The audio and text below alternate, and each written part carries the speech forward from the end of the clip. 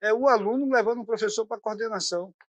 Toda hora o professor tem que se explicar por causa de um termo que ele usou dentro da sala de aula. Vai para a diretoria, fala que entendeu que o professor foi homofóbico, que eu chamei um menino de menina, aquilo é homofobia. Esses absurdos que a gente vê nesse debate. Se o aluno falar, por exemplo, chamar um aluno de negro, ele está sendo racista. Meu pai era negro, minha mãe é branca, eu nasci sem cor. Então eu chamava meu pai de negão, não era racista. Eu poderia mesmo ter corrigido algum professor em relação a usar o uso de pronome neutro. A professora morria de vergonha para falar se fosse errado, sabe? Tipo... Até quando tinha alunos que acabavam querendo se expressar sua sexualidade, mesmo de maneira mínima, só andando de mão dada, por exemplo, eles já mandavam cortar. Quando era dois meninos juntos, eles mandavam cortar, mandava para a direção, era uma pataquada terrível. Eu não sei, assim, o que eu vi foi uma coisa que pegava uma coisa que era educação sexual e trabalhava e transformava em pornografia.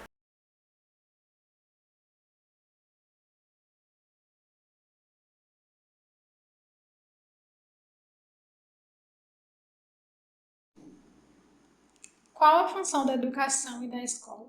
É preparar o indivíduo apenas para o mercado de trabalho, somente com conhecimentos técnicos, ou para a formação integral do ser, levando em consideração as percepções subjetivas? O que define a importância de determinados assuntos em relação a outros no currículo escolar? Quais os critérios dessa escolha? Se a sociedade está em avanço a todo tempo e em constante mudança, a educação também não deveria estar? O que os silêncios ensinam? Como o não dito também passa uma mensagem? Quais mensagens elas passam? Eu acho que a educação sexual é ensino de como funciona o corpo humano, né, assim, o que existe nesse corpo humano, assim, eu tô falando de uma idealização, até porque eu não ensino educação sexual, mas, assim, de como é o corpo humano, quais são as partes, quais são as potencialidades, quais são as vulnerabilidades desse corpo, né, tanto anatomicamente, assim, mas... Para mim, educação sexual, a gente tem noção de quem nós somos, né? Porque não existe sociedade sem passar por isso, por essas discussões que dizem respeito ao nosso desejo, a nos pensarmos na maneira como a gente se sente mais confortável, a pensar nos limites do nosso corpo, a nossa relação com os outros. Então, a educação sexual, para mim, é uma porta de abertura para falar de si, do nosso corpo, para se entender, para se compreender. É falar sobre consentimento, é falar sobre desejo, sobre vontade. E também falar sobre sexo, né? Falar sobre as possibilidades, falar sobre orientação sexual, desmistificar a heterossexualidade. Falar sobre gênero também, né? Acho que é importante, sobre identidade de gênero. Porque na minha geração a gente não tinha essa discussão, nem em casa, nem na escola. Eu acho que foi um grande ganho quando se colocou isso, quando se discutiu isso. Mas hoje eu acho que esse tema está tendo, pelo momento que a gente está vivendo no Brasil hoje, um grande retrocesso. Porque antigamente, no meu tempo mesmo, a gente não teve esse tipo de coisa. Esse tipo de aula a gente não teve. Então, muitas coisas ficam assim a desejar, né? Hoje a gente vê muitas coisas e a gente às vezes se espanta. Porque na nossa época não teve. No meu tempo de estudo mesmo eu não via certas coisas que hoje eu vejo mais abertas nas escolas. Essas coisas todas eu nunca tive em lugar nenhum, nem em casa. Até em minha casa era um tabu falar um pouco sobre isso. Que eu tinha uns 14 para 15 anos e naquela época eu tenho uns 57 anos. Então o adolescente era um adolescente diferente. Não tinha internet, não tinha essas coisas. E teve uma discussão no quarto com meus irmãos e meus irmãos estavam dizendo que nós nascíamos da mulher. E eu não acreditava, eu ainda acreditava na gaivota, essas coisas todas. E eu tinha 14 anos, viu, gente? E eu me lembro que eu fui perguntar isso à minha mãe e eu tomei uma tapa no meio do rosto que eu nunca esqueci. Para mim, educação sexual é autoconhecimento. Não tem muito o que falar. Para mim, é autoconhecimento e tem que ser dialogado nas escolas. Ajuda a gente a entender mais sobre nós mesmos e para ajudar as pessoas. Por exemplo, tem gente que sofre abuso e descobre que está sofrendo abuso através de educação sexual. E tem gente que não descobre porque não é ensinado, sabe? Muitas crianças de 10 anos que já estão grávidas, já tudo. Então, né, não tem esse negócio. Poderia até evitar isso. É. Eu não tive educação sexual Tipo, o que normalmente é de mãe pra filha, eu não tive. Eu tive que minhas irmãs e minhas primas que me orientaram, entendeu? Então, eu acho que também se a escola orientasse, eu acho que também abriria a cabeça dos pais para ter mais diálogo sobre esse tema. Aqui nós tivemos uma aluna que durante a Covid foi abusada, uma professora estava relatando, pelo próprio vizinho.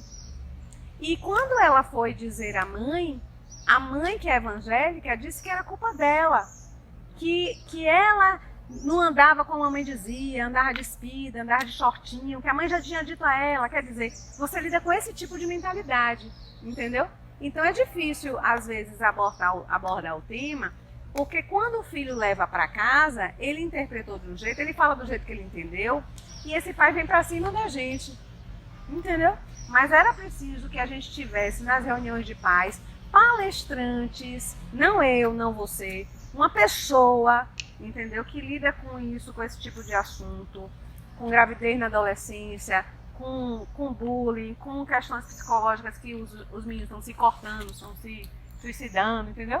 Fazemos uma jornada pedagógica todo início de ano e essas coisas, esses temas não são tratados, porque eu acho que tem que ser tratado dentro de uma metodologia.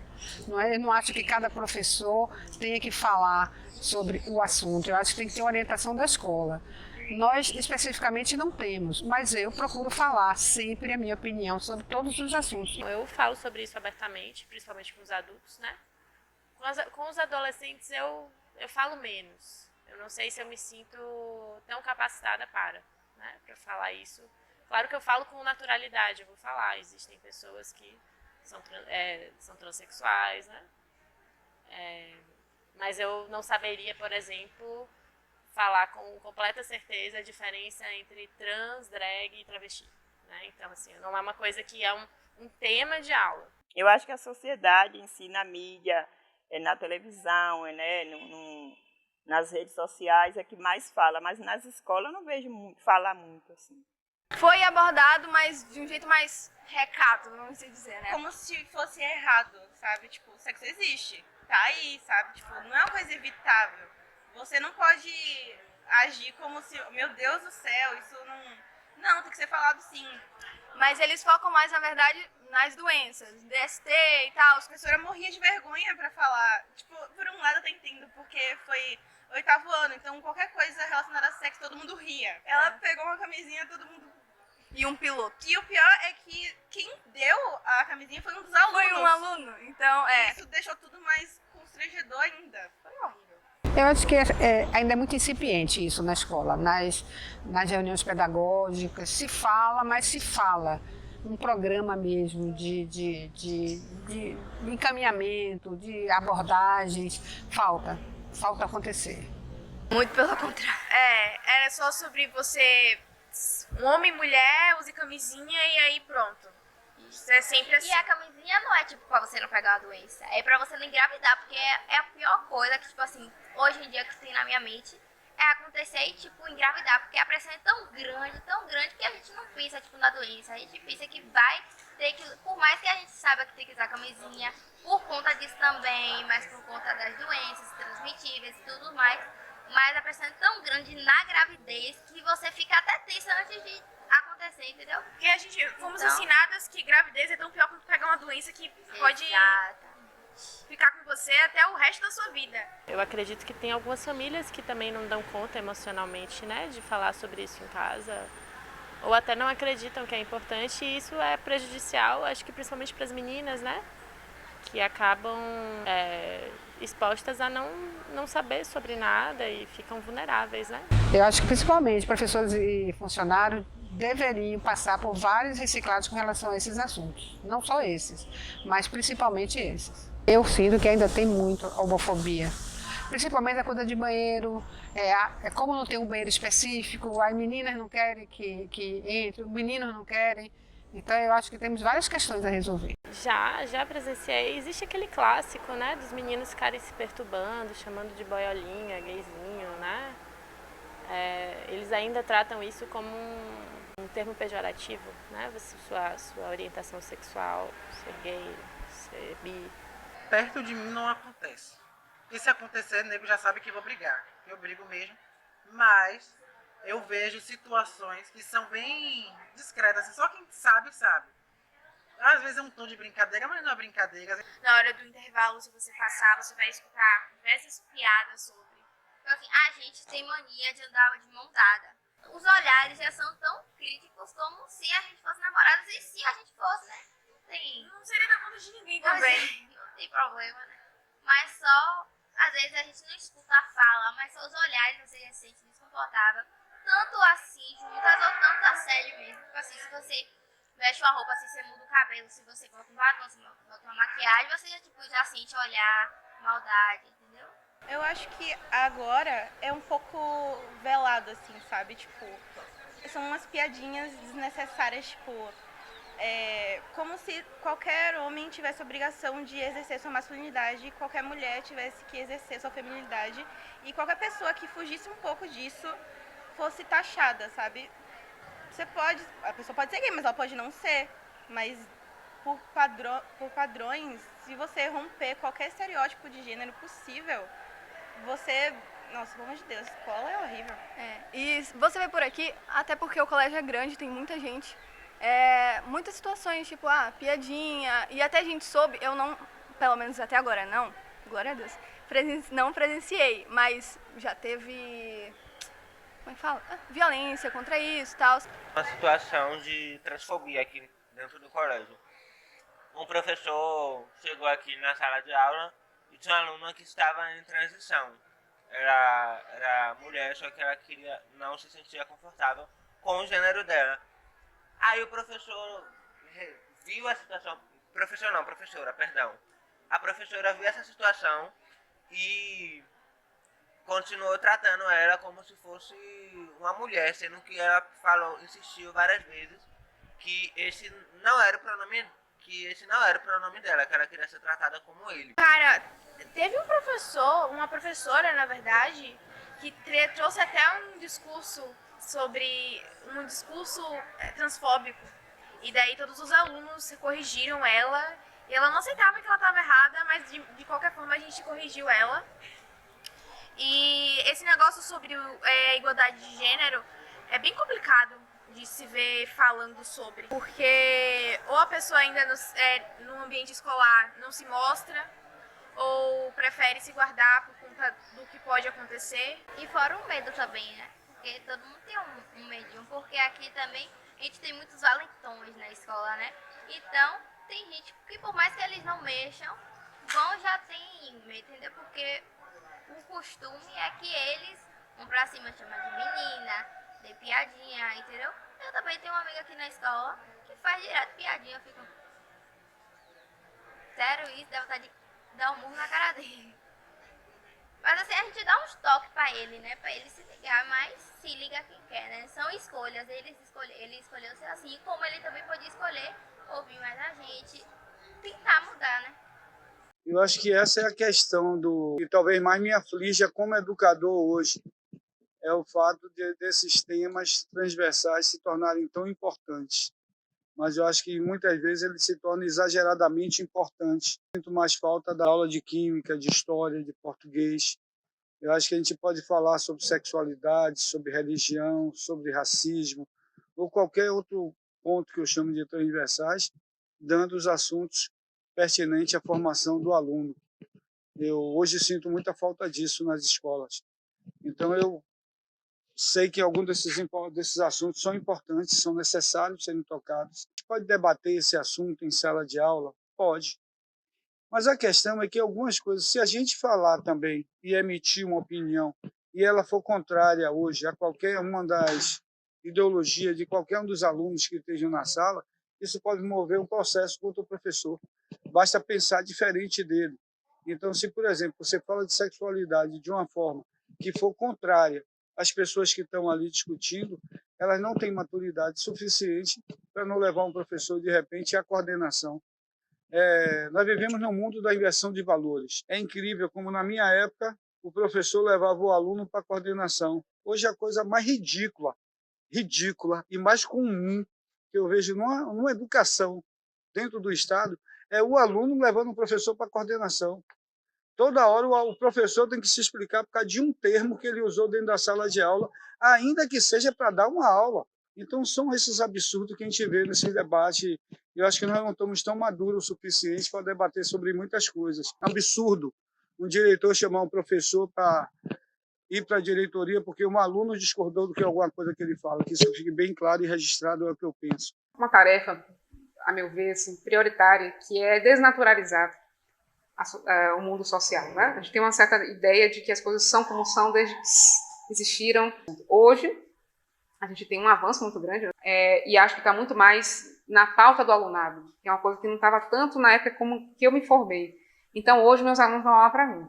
Porque os alunos, não só para mim, mas para os outros professores de outras gerações, assim, acho que tem uma coisa de eles já virem com muita coisa, de coisas que foram difíceis para mim de tateando, até teoricamente, como, por exemplo, a ideia da não binariedade.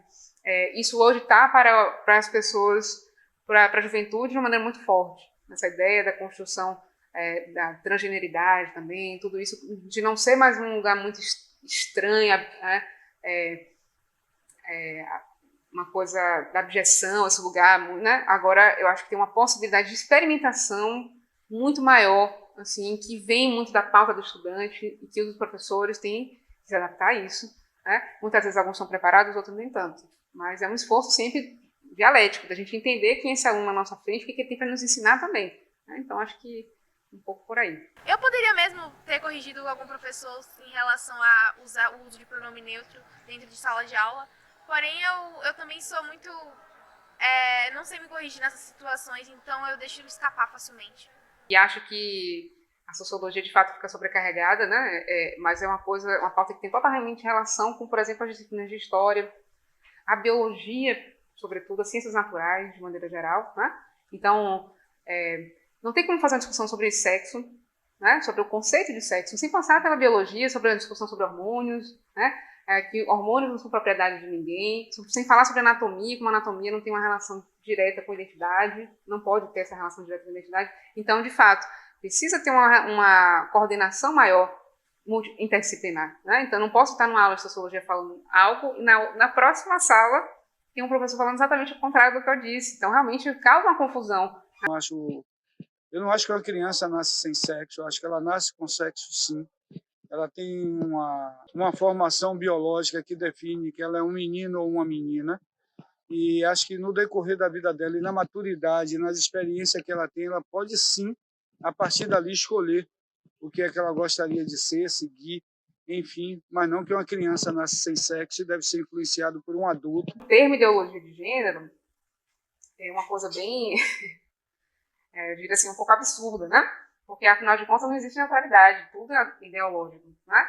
E eu acho que a ficção do gênero, acho que os corpos, determinados corpos trans, né? Os corpos que não são padrões, que não passam por essa ideia de branco ou heterossexual, denuncia um pouco essa ficção que o gênero é. Então, isso, acho que talvez seja uma coisa de colocar as pessoas em um risco ontológico, né? Um perigo. Nossa, se isso é uma ficção, se eu também participo disso, então eu vou nomear isso como ideologia e o que eu vivo como a neutralidade, né? Então tem uma posição de poder muito grande aí.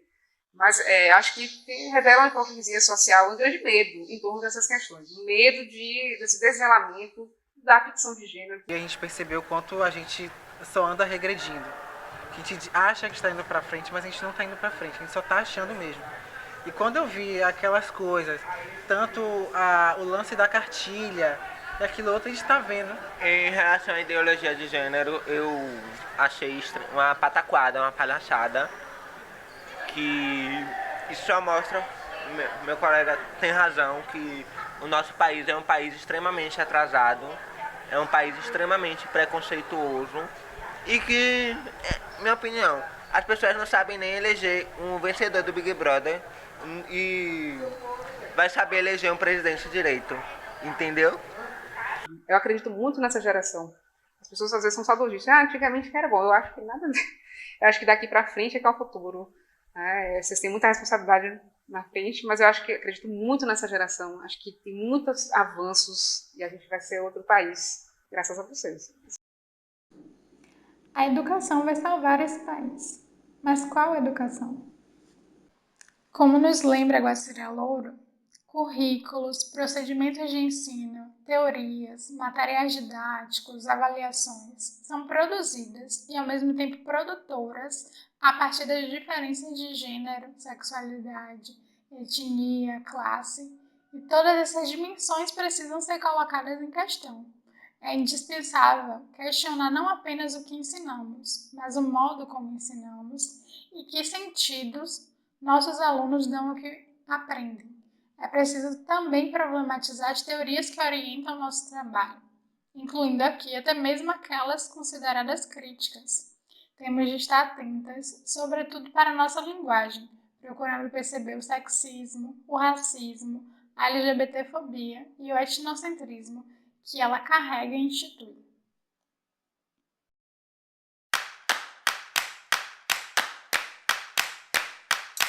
Já vem de antigamente da nobre sabedoria, o mais novo aprendia com pai, amigo, parente. O saber de um agente, como bom aprendiz, preservava a raiz para a geração futura. Educação e cultura vão salvar esse país.